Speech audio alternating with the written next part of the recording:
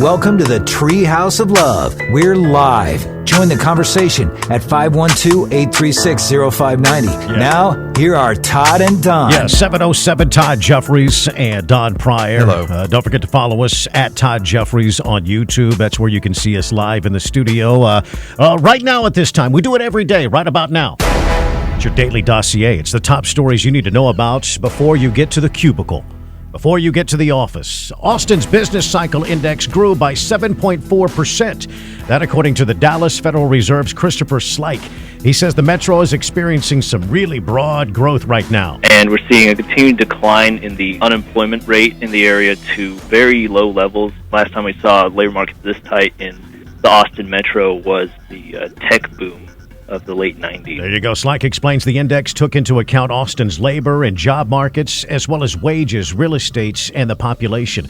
Also in the daily dossier, Governor Greg Abbott will be flanked by members of the Texas legislature, superintendents, and teachers as he signs the school finance overhaul legislation into law later today. Future generations of children in Texas will be better off because of the education reforms passed this session. The tax burden on Texas property owners will be less. Yeah, the plan includes at least $4,000 in bump in pay for veteran teachers, counselors, librarians, nurses, with a chance for additional bonuses down the road. House Bill 3 also adds $4.5 billion into public school classrooms and creates a $5 billion in property tax relief. Also, part of the daily dossier, the Capital Area Metropolitan Planning Organization has approved a corridor study that will look into connecting South Austin to the airport with high-capacity mass transit. It's called the Bergstrom Spur. It would span 6 miles running from the east to the west. The study will take about 9 months to complete and cost about $280,000. Also, in the daily dossier, amid months of protest by the LGBTQ activists locally, the Austin School District will be putting about $6,000 in revenue from renting space to a local church, the Performing Arts Center. They've been renting that out to Celebration Church for quite a while. And those in the LGBTQ community, they never liked that. Well, now the school district has decided to spend $6,000 of that $10,000 in rent revenue on the Gay Pride Parade. They're going to be busing students, promotional literature, and everything surrounding Gay Pride, that parade coming up in August of later this year. And we're losing a long-time restaurant. The details are on the front page of our website at newsradioklbj.com.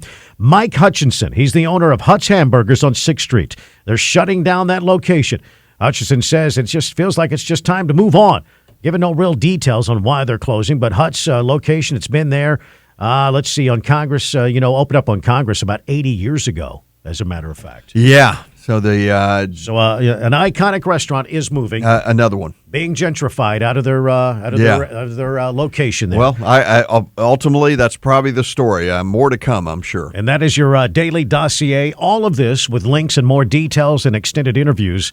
That's on the front page of our website at newsradioklbj.com. Big loss for you there on Hut's Hamburgers. Well, you know what? I'm not a regular customer of Hut's. I love Hut's, but there's something about, and the reason I'm not a regular customer of Hut's because I don't know where I'm going to park. It's the thought of going down there. It sounds like an absolute hassle to me, and it is. That's a situation there, unless you live down there.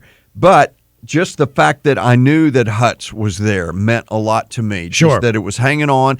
This article is pretty vague. It's pretty vague to what the real story is. Not you, but others have often complained about people who get upset that they're being gentrified out of their neighborhoods. The property values skyrocket, taxes get so high.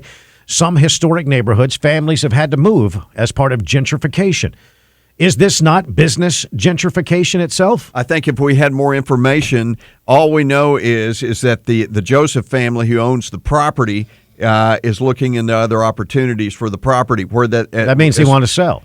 I wonder. They talk about, a new restaurant there is what it sounds like, but does that mean they're going to sell to someone or they just want to put something else there? They may sell the dirt completely to a developer, and next thing you know, we got a 50-story high-rise right there, or they may sell to another restaurant that pays more in rent. And does that mean that they've jacked up the rent on Hut's and that Hut's goes, okay, I'm sure they have. I'm sure they have. If the property tax has been going up, I'm sure rent's been going up. Right, absolutely. Right. And it's not like in this town you can just move across the street and get better rent. Well, No, it's another case of if people really love the place, they would be overwhelmed with customers and they would be able to stay. I don't know I honestly don't have a feel for what their current business is like. I haven't been down there in a while. Probably not enough.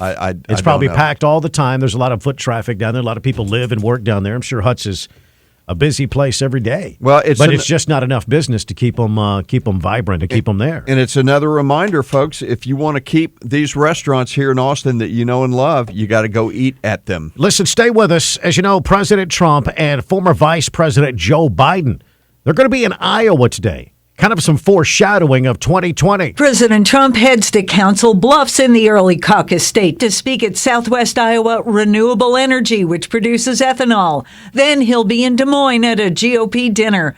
Former Vice President Biden making appearances in Ottumwa, Mount Pleasant, and Davenport. So the two aren't expected to encounter each other physically, but they may be talking about each other. President Trump's criticized Biden on Twitter nearly 40 times since March. And at a recent Houston fundraiser, Biden had said he would not get down in the mud wrestling, but later he said of the president, "We all know this guy doesn't know anything." Jill Nato, Fox News. All right, there you go. I see. Cranky Joe. I see. We'll explain straight ahead, and you can jump in here with your reaction at 512-836-0590. The Todd and Don Show. Hey, I want to